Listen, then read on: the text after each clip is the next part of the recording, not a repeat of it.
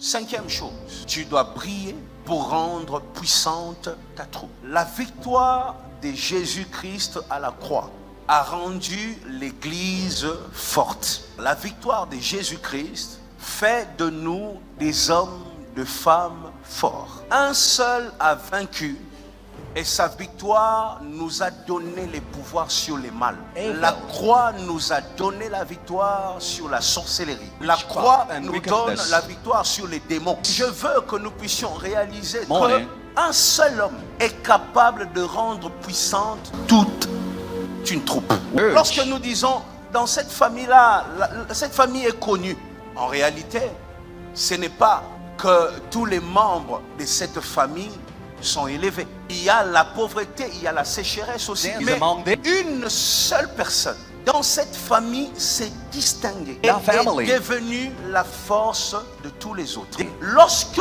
tu brilles, ta réussite, ta distinction, digne d'un enfant de Dieu, rend puissante ta troupe. Les autres qui sont faibles tirent leur force de toi. Est-ce que vous comprenez que dans la bataille de David contre Goliath, le peuple n'avait pas à combattre? La Bible dit, celui qui fait tomber Goliath remporte la victoire sur les Philistins. Et si Goliath fait tomber l'un de vous, nous avons la victoire sur Israël. La force d'une troupe, la force de toute une famille, la force de toute une église peut être représentée par une seule personne.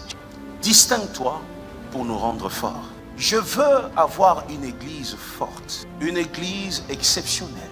Ça passera par ta réussite, ta distinction. Plus tu es exceptionnel, plus l'église est exceptionnelle. Chaque génération a sa lampe.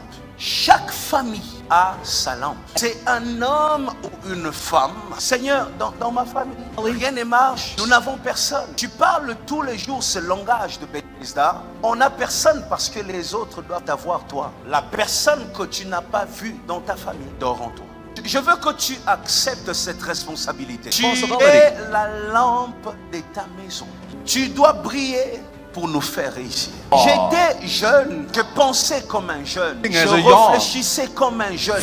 Je ne savais pas qu'un jour il y aurait des rassemblements autour de mon ministère. Je ne savais pas qu'un jour je serais une bénédiction pour le peuple. Jusqu'à ce que Dieu me dise.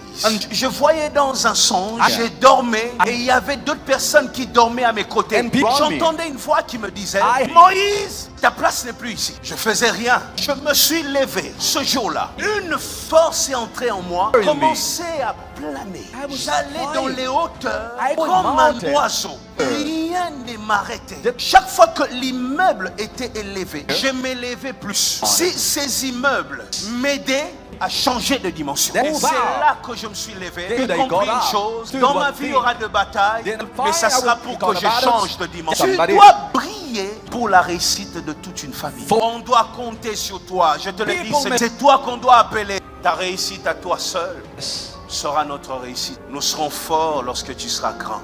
Moi, j'ai choisi d'être ici chaque dimanche et prêcher. Je ne veux pas que toi tu viennes ici prêcher. Pas parce que je vais être seul, non. Laisse-moi prêcher ici. Quand tu sors d'ici, réussis dans un domaine pour rendre puissante notre église, pour rendre puissante ta famille. Ta réussite fait notre force. Mais le diable fait une chose, regarde. La Bible dit dans Jean chapitre 1, au verset 5, la lumière luit dans les ténèbres et les ténèbres ne l'ont point reçue. Jean 1, toujours au verset 11, un peu plus bas, la Bible dit, elle est venue chez les siens et les siens ne l'ont point reçue. Voilà ce qui se passe. Lorsque le diable veut affaiblir une troupe, une église, une famille, le moyen le plus simple pour le diable d'affaiblir, c'est de détruire, de tuer la lampe de cette famille. Quand le diable ne sait pas éteindre une lampe, il crée les dégoûts dans le cœur. Combattons ceux qui méritent nos prières et nous soutenons ceux qui nous détruisent. Dans les églises, nous combattons ceux qui font notre force. Dans des nations, nous cherchons à détruire ceux qui feront notre force. Tous les jours, je passe mon temps à résoudre des problèmes dans des familles parce que les lampes des familles sont en train d'être rejetées. C'est parfois eux qui passent pour des sorciers. C'est parfois eux qui passent pour des impudiques. C'est parfois eux qui passent pour des méchants. Écoute-moi, la personne que tu combats, est-ce que tu as prié avant de démarrer cette bataille? Est-ce que tu as demandé à Dieu? Peu seulement sont de la race de ceux qui prient avant d'engager certaines batailles. Nous éteignons les lampes de nos familles parce qu'on n'a pas compris, parce qu'on a été jaloux, parce qu'on a été méchants, parce qu'on n'a pas aimé simplement. Et après un temps, nous pleurons, oh Seigneur, dans nos familles, la pauvreté, la lumière est venue chez les siens et on ne l'a pas reçue. Ne soyons pas cette génération, la génération qui tue nos lampes. Never be the generation that kills heroes. Qui tue nos héros. Aimez-le, sécurisez-le, priez pour eux. Sécurisez vos lampes.